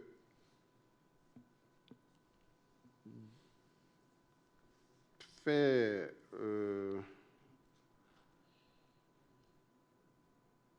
remarquer que le Tchad fait partie de la RAMA 2. Il a fait son adhésion à la RAMA 2 en avril, en octobre plutôt la signature du protocole d'accord, en octobre 2015. Le Tchad a mis en place son équipe nationale. Le Tchad a participé à toutes les activités de la RAMA. Maintenant, pour répondre de manière précise à la question pour ce qui est de la pérennisation, le Tchad pense que pour pérenniser les acquis de la RAMA, les acquis techniques et stratégiques au plan institutionnel et intersectoriel, la gouvernance de la RAMA doit avoir une dimension multisectorielle et interdisciplinaire au niveau tant national que local, mais elle doit avoir également une stabilité structurelle. Une stratégie en ce moment est en cours d'études au niveau du ministère de l'Éducation nationale en vue de rassembler tous les acteurs de développement intervenant dans le pays autour de la question de l'alphabétisation comme seule clé de voûte pour toute action de développement. Pour ce faire, le ministère de l'Éducation nationale entend endosser par l'ensemble des départements ministériels l'inscription de programmes d'alphabétisation dans tous les projets et programmes de développement holistique sectoriel sur le terrain. pour promouvoir la recherche, la dynamique actuelle qui inclut les universités dans la RAMA doit être maintenue, voire accentuée, aussi bien par la formation des conseillers et inspecteurs en alphabétisation que par la formation doctorale en RAMA. C'est la raison de la présence à cette conférence de la directrice de l'École normale supérieure de N'Djamena, qui dispose d'une filière de formation en alphabétisation et éducation non formelle dont les étudiants produisent assez de réponses à travers des recherches sur différentes questions sur le sous-secteur de l'alphabétisation et éducation non formelle. Pour la visibilité de la RAMA au niveau national, nous avons le référentiel de compétences harmonisées, le cadre d'évaluation ainsi que les programmes révisés qui sont alignés sur ces documents de la RAMA-là. Tous ces documents doivent être popularisés, disséminés auprès des acteurs dans toutes les provinces du pays. Nous avons les instruments d'évaluation de la RAMA qui doivent être imposables. Nous pensons que ça doit être imposable à tous les acteurs sur le terrain. Voilà ce que je peux dire. Merci, monsieur le directeur général. Je voudrais, avant de passer la parole à nos partenaires, peut-être souligner quelques points qui ressortent, je crois, de manière très claire de ces interventions, de ces témoignages sur les résultats, en quelque sorte, de RAMA. Et je crois que vos témoignages confortent et illustrent un certain nombre de conclusions de l'évaluation externe. Tout d'abord, la prise en compte et l'intégration des outils qui ont été réalisés à travers le programme RAMA dans les cadres et les procédures nationales, que ce soit les outils d'évaluation, que ce soit les référentiels harmonisés, que ce soit également les cadres de référence pour la formation des formateurs. Donc des éléments qui sont très importants, non seulement pour l'évaluation, et vous avez souligné l'importance de l'amélioration de la qualité et de la collecte des données, à la fois pour guider la prise de décision, mais également, comme cela a été souligné, pour une meilleure gouvernance du sous-secteur de l'éducation des adultes et de l'alphabétisation. Un certain nombre de points ont été également évoqués sur la question des langues, qui est essentielle, et à travers le programme RAMA, les outils qui ont été élaborés pour mieux prendre en compte la diversité linguistique, à la fois dans les programmes, mais également dans la méthodologie d'évaluation des savoirs. Sur la question de la recherche également, je l'ai déjà évoqué, plusieurs en ont parlé, le lien avec l'université, la professionnalisation en quelque sorte et l'amélioration des connaissances sur ce domaine qui fait l'objet peut-être, qui ne fait pas l'objet de suffisamment d'attention, en tous les cas dans le passé. Également sur la question du pilotage et de la gestion du sous-secteur avec des modèles, je dirais, qui introduisent la dimension interministérielle. On le voit ici, bien sûr, au Maroc, avec l'agence nationale. Et nous avons entendu, Madame la Ministre, que c'est la voie également que suit maintenant la Côte d'Ivoire. Donc une évolution également dans la prise en charge et le pilotage au niveau institutionnel de ce sous-secteur. Et puis enfin, sur le financement, alors, on a également entendu un certain nombre d'approches sur la mise en place de fonds dédiés, sur des dispositifs qui permettent de mutualiser des apports de différents ministères. Vous avez, au Tchad, j'ai noté votre terme, l'alphabétisation clé de voûte du développement, qui se traduit maintenant également sur le montage pour le financement. Nous avons entendu également en ce qui concerne les techniques budgétaires, l'introduction des budgets programmes au Togo, par exemple, qui vont permettre également de mieux cibler les ressources en direction de l'alphabétisation. Donc je vois qu'on a là très clairement des résultats, je dirais, importants de l'initiative RAMA qui permettent d'améliorer la qualité des dispositifs d'alphabétisation et bien sûr, in fine, la qualité de la formation et l'amélioration de la qualité des acquis. Et cela sera bien sûr mis en relief de manière très claire lors de la mise en place de l'enquête l'année prochaine. On a entendu également que le Covid-19 avait accéléré dans certains pays également la digitalisation de ces outils. Alors Rama, c'est bien sûr d'abord les pays qui portent cette initiative, mais il s'appuie et il bénéficie de l'appui d'autres partenaires. Nous en avons 2 autour de la table et je voudrais leur passer la parole très rapidement. Ensuite, je redonnerai la parole à Mme Djenili et à M. Ben Moussa pour clôturer cette séance. M. Baba Moussa, s'il vous plaît. Non.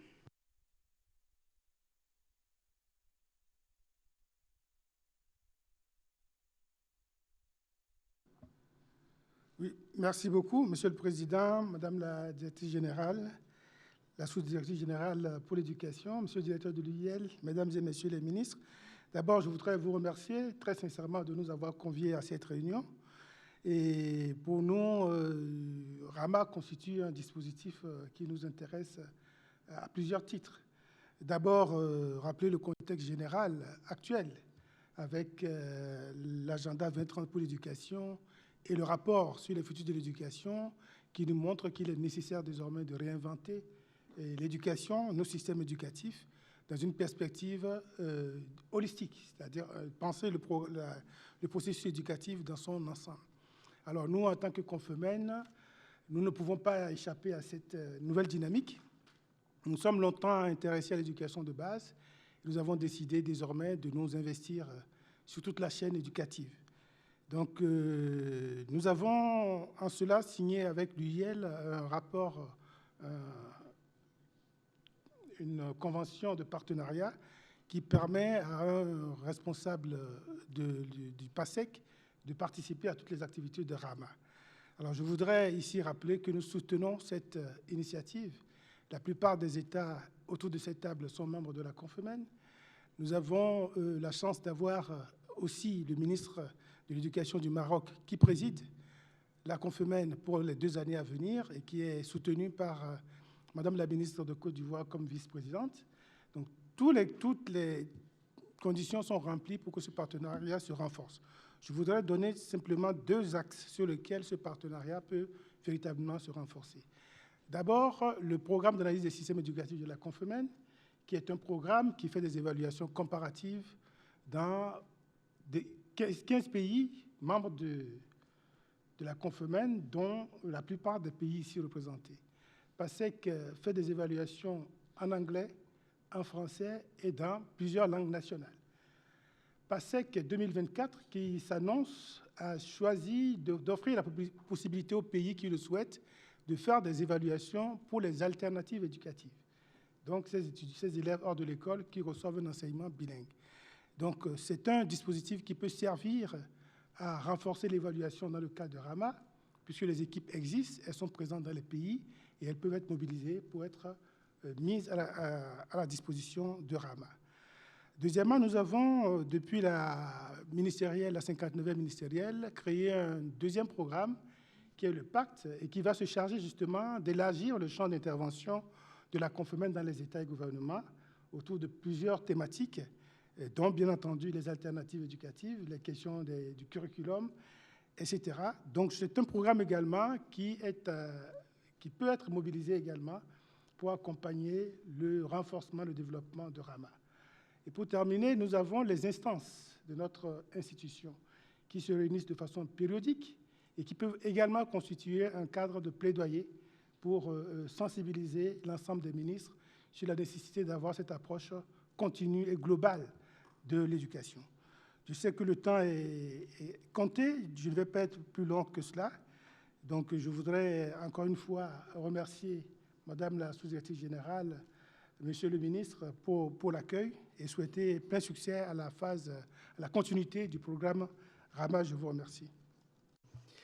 Merci, Monsieur le Secrétaire Général, aussi pour montrer ces collaborations, ces synergies et les points de collaboration qui s'annoncent déjà à l'horizon 2024 et déjà l'année prochaine en préparation de cette échéance. Je voudrais maintenant me tourner vers le président de l'Université de Fès qui est avec nous et qui a, à travers les ressources et l'expertise de l'université, développé plusieurs initiatives qui concernent non seulement le Maroc, mais également d'autres pays au niveau du continent. Monsieur le Président.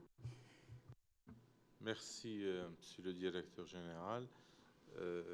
Mesdames, Messieurs les ministres, chers participants, tout d'abord, je vous remercie pour votre invitation d'être parmi vous pour cette réunion autour de la Rama. Alors, bien entendu, l'université ne fait pas partie de la Rama, mais nous sommes un partenaire dans le sens, tout d'abord, action, mais aussi recherche scientifique. Nous avons parmi nos professeurs des experts qui interviennent parfois directement dans le cadre de la Rama. Et j'ai eu le plaisir de recevoir à Fès, à l'université, une rencontre des experts Rama il y a près de 3 ans, juste avant l'avènement du Covid. Mais je serais aussi ravi de vous recevoir une autre fois pour une autre réunion Rama si vous le souhaitez. Vous êtes toujours les bienvenus. Alors au niveau de l'université Sidi Mohamed Ben Abdallah, cette réunion de la Rama qui s'est déroulée il y a 3 ans, je viens de le dire, a permis d'initier une initiative nationale mais aussi africaine. C'est la création d'un observatoire de la formation tout au long de la vie, qui est maintenant installé, hébergé à l'université et qui a commencé à fonctionner il y a à peu près 1 an et demi maintenant. Et aussi, donc en fait, l'idée a germé lors de cette réunion Rama. Donc merci Rama, on va dire, c'est lors de cette semaine des experts Rama à Fès où on a discuté de la possibilité de créer cet observatoire. Et bien entendu, c'était aussi l'initiative de l'Agence marocaine de lutte contre l'analphabétisme.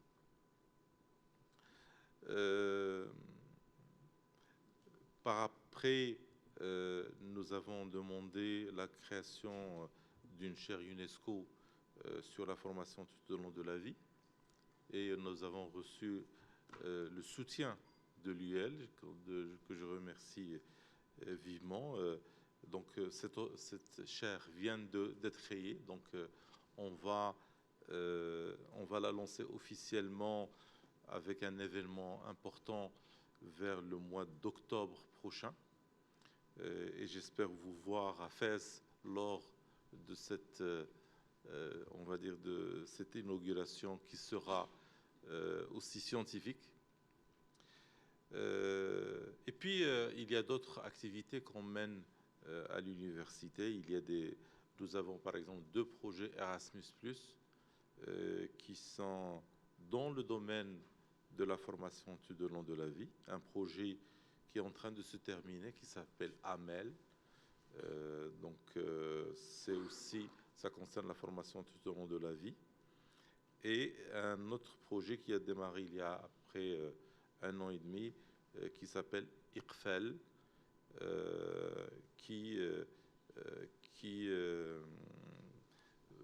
essaie de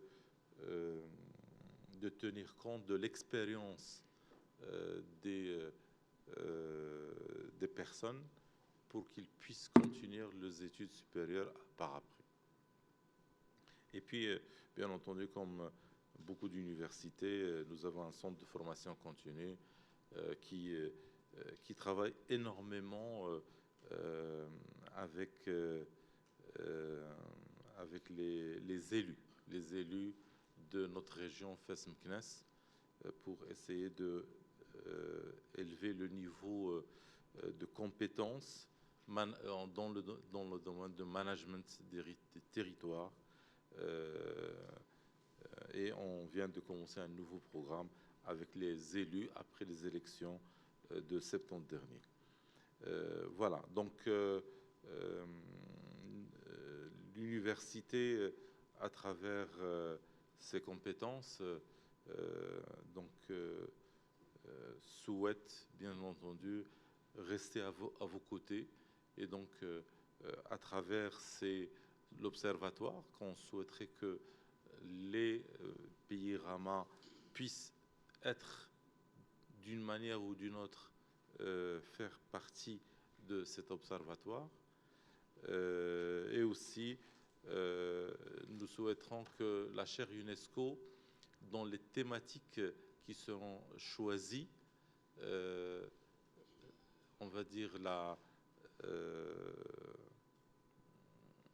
partie où on va dire la vision ne sera pas uniquement nationale, mais elle sera continentale et elle sera africaine. Voilà, merci monsieur. Merci beaucoup, Monsieur le Président. On me signale que DVV International, qui est également un des partenaires qui a accompagné l'initiative Rama, est présent à travers la directrice régionale. Je voudrais passer la parole.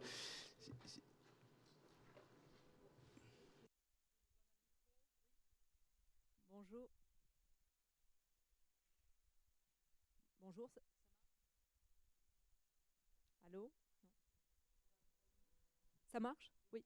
Bonjour à vous tous. Je reconnais la présence des hôtes de cette Confintea et je vous remercie infiniment pour nous avoir invités. Je reconnais bien sûr la présence de tous les partenaires et amis que nous avons dans cette salle en tant que DVV International. Je suis Donia Ben Miloud et je suis directrice régionale de DVV International en Afrique du Nord. Le bureau régional est basé à Tunis, mais nous avons une présence de longue date au Maroc.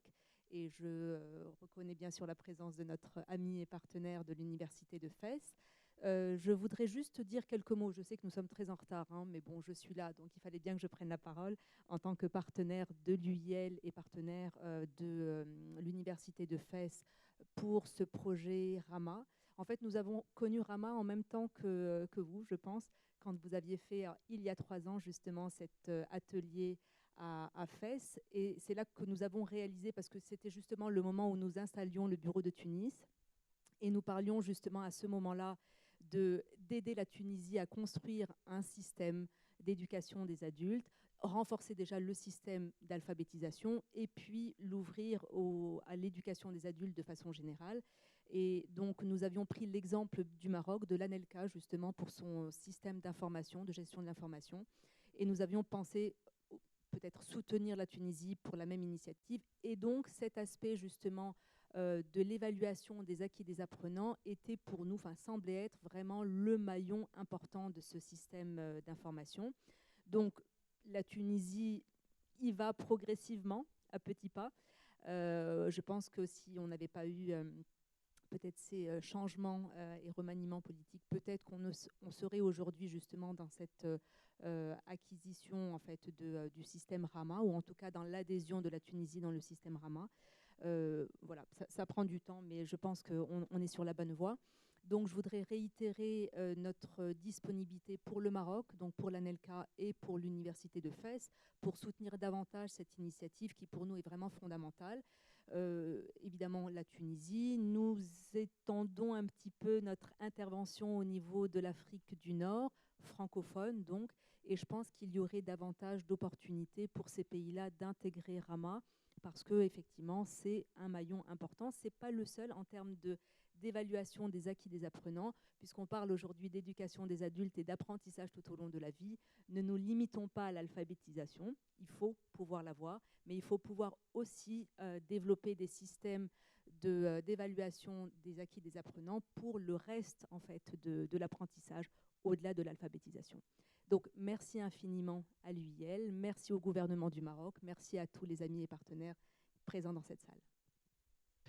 Merci à vous également. Je voudrais signaler la présence aussi avec nous, certains en ligne, d'autres partenaires qui sont, disons, intéressés à cette initiative et qui pourraient être amenés également à être des partenaires actifs, notamment l'AFD, notamment la Banque islamique de développement, notamment la Banque mondiale et l'ICESCO qui sont donc connectés avec nous aujourd'hui. Nous arrivons au terme de cette rencontre ministérielle. Je voudrais à nouveau vous remercier pour votre participation, votre présence ici ou en ligne, votre engagement. Donc c'est une étape importante et sur laquelle nous allons poursuivre, à partir de laquelle nous allons poursuivre. C'est, je pense, également un tremplin pour le développement et l'expansion et l'approfondissement de l'initiative Rama, peut-être son élargissement à d'autres pays. Je me tourne vers Madame la ministre du Gabon et je voudrais passer la parole à Monsieur le ministre Ben Moussa pour des mots de clôture. Très rapidement, surtout pour remercier l'ensemble des intervenants. Je crois que le débat était très, très riche et il met en perspective tout l'intérêt que représente ce programme. Je crois qu'il y a déjà une appropriation, je crois qu'il y a des acquis, et c'est important parce qu'à partir de cet ancrage institutionnel dans chacun de nos pays, cela facilite bien sûr la mise en réseau et cela facilite le partage, cela facilite aussi l'extension et l'élargissement de ce programme. L'autre volet qui a été longuement discuté, c'est les questions bien sûr financières, de financement. Et là aussi, ce que je constate, c'est que beaucoup de pays en fait comptent déjà sur leurs propres ressources en grande partie, même s'ils ont besoin d'être soutenus, d'être accompagnés. Et donc, il y a un appel aussi aux partenaires internationaux qui peuvent démultiplier l'impact de Rama en accompagnant les programmes qui sont lancés par les différents pays.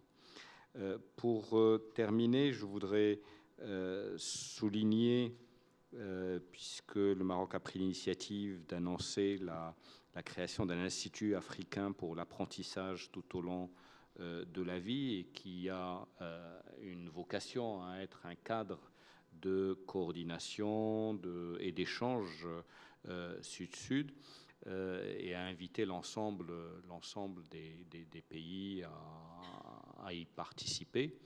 Il y aura des démarches bilatérales et multilatérales pour pouvoir présenter le concept, mais très rapidement, l'idée, c'est de développer un institut qui, quelque part, est un institut dématérialisé, l'idée n'étant pas de construire des bâtiments, mais d'avoir une équipe qui peut permettre de fédérer un certain nombre de pratiques et de les partager, et peut aussi aider à encourager et à renforcer tout ce qui est formation par les pairs. Et je pense que ça peut donner là aussi un puissant levier pour approfondir les programmes qui ont été lancés dans le cadre de Rama. Donc encore une fois, merci beaucoup pour pour la richesse des débats et pour l'engagement de toutes les parties.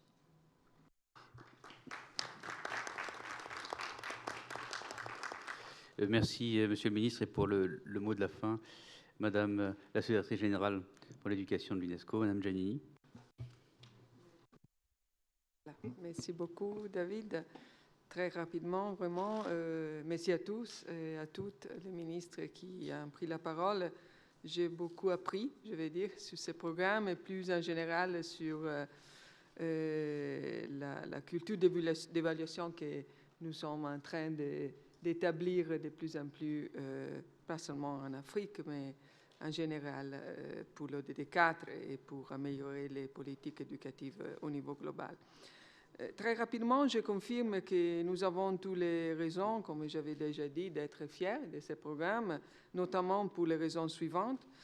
Le programme a introduit une méthode basée sur des principes de pluridisciplinarité et intersectorialité et de la centralité de la recherche. Je pense que c'est une dimension absolument cruciale. On a écouté presque tous les pays qui nous ont montré, expliqué les parcours accomplis à l'échelle nationale, ils ont tous souligné ces deux dimensions comme consubstantielles au développement du programme. Deuxième point, le programme a déjà encouragé ou facilité, renforcé le développement d'une mise en œuvre des mécanismes de coopération, soit à l'échelle régionale, dans les pays, avec la question aussi des équilibres entre différentes communautés, différentes langues, et on a écouté des expériences très intéressantes, soit à l'échelle continentale, c'est le cas du Maroc. Et merci beaucoup, ministre, pour réitérer l'offre et l'intention innovative de cet institut dématérialisé pour devenir un point de référence au niveau continental. Par rapport à ces résultats, en fait, la RAMA est plus, je pense, qu'un programme d'évaluation. Toutefois, il y a encore des défis à relever. Et je vais les mentionner, au moins à mon avis. D'abord, première, la dimension quantitative, qui sincèrement, je n'ai pas écouté trop dans ces débats. Je suis sûre que toutes les données que vous avez à disposition grâce à ces programmes et d'autres initiatives similaires, parallèles, sont basées sur des données quantitatives, mais je pense que toutes les évaluations que nous faisons et toutes les réflexions qualitatives doivent de plus en plus se baser sur des données quantitatives. Et le deuxième point, la mobilisation des acteurs qui peuvent vraiment stimuler l'innovation, soit innovation méthodologique, soit innovation de mise en œuvre, d'implémentation du programme. Je pense surtout à les universités, peut-être centres de formation professionnelle comme membres de ces communautés, mais je pense qu'il y a des modèles des pays, Sénégal, le Maroc, et des autres qui ont mentionné, le Togo, je pense, mais oui, j'ai pris toutes les notes. Et c'est important que, moi, je pense que les universités devraient faire partie structurellement de cet écosystème pour l'évaluation qui concerne l'apprentissage tout au long de la vie, mais plus en général les acquis des apprentissages. Et alors, je voudrais vous encourager de mettre dans ce cadre de réflexion méthodologique et d'implémentation les rôles de la recherche scientifique qui nous donne des éléments précieux. Le dernier est déjà mentionné par Monsieur le ministre Bemoussa, la question de mobilisation des ressources financières. Moi, je pense que ce point ici doit être vraiment partie d'une stratégie plus générale pour la mobilisation des ressources pour l'éducation. C'est un peu le mouvement que nous sommes tous en train d'établir, et c'est l'essence à la fin de l'appel aux chefs d'État, aux chefs de gouvernement que le secrétaire général de l'ONU fait cette année, avec le soutien et le rôle crucial de la directrice générale de l'UNESCO même. Mais il faut mettre ces points ici, évaluation et données, pour l'évaluation, pour avoir des politiques éducatives bien informées au centre de ces requêtes de soutien financier. Parce que je vais dire très sincèrement, très franchement, que quand nous sommes dans le DD4, non, vous êtes ministre représentant de votre région dans les comités de haut niveau, et moi je suis dans le Sherpa Group, non, et chaque fois qu'on discute avec aussi les fonds de financement basilaires pour l'éducation, comme les partenariats mondiaux, comme des autres, quand on arrive à parler des soutiens financiers pour cette dimension ici, qui n'est pas l'activité sur le terrain, et il n'y a pas des enthousiasmes, des réactions immédiates. l'évaluation, les procédures de recherche sur l'évaluation, la collation des données n'est pas gratuite. Il faut investir pour la formation des spécialistes, il faut investir pour la culture, il faut investir, comme le ministre de Burkina Faso a bien dit, pour rendre ces sujets un sujet populaire, important, qui tout le monde le pense. Et on a besoin de ressources dédiées, pas seulement pour l'éducation en général, ou pour tous les sujets qui sont les cibles de l'ODD4. Et alors, je pense qu'il faut prendre cette opportunité de Marrakech pour relancer à Paris, à New York, ces dimensions. Bon, mais le bilan est très positif. Merci beaucoup. Merci à David et à l'UAL pour organiser avec le ministère du Maroc ces séances. Merci.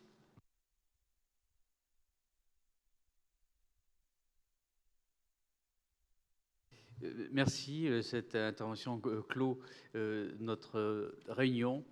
Encore une fois, tous nos remerciements, notre gratitude. Et bien sûr, nous serons avec vous pour les prochaines étapes de l'initiative Rama. Donc, à très bientôt. Nos échanges continuent dans le cadre, bien sûr, des sessions de la Confintea. Encore merci au Maroc d'avoir organisé avec nous cette réunion ministérielle sur Rama au sein de la Confintea. Merci et à tout de suite.